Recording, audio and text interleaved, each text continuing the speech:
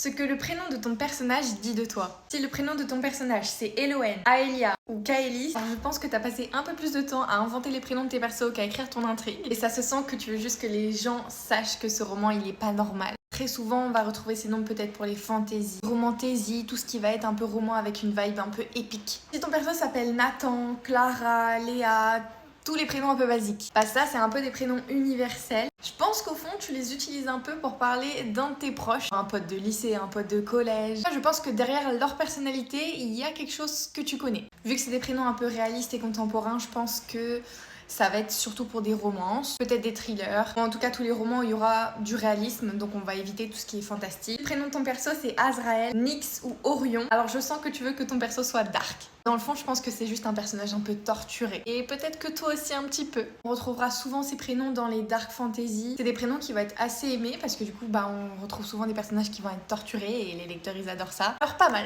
d'avoir choisi ces prénoms. Et enfin, si ton perso s'appelle Roxane, Ezio ou June, t'as craqué ton côté créatif. Je suis sûre et certaine que ton perso il a un style de dingue. Ou en tout cas que tu lui as donné un caractère hyper particulier. Il rend hyper unique. Je pense que t'es un auteur qui aime un peu les mood boards, les tableaux Pinterest, les choses comme ça. J'ai kiffé faire cette vidéo, du coup n'hésitez pas à mettre en commentaire vos noms de personnages. On essaiera de décrypter ensemble quelle est votre personnalité.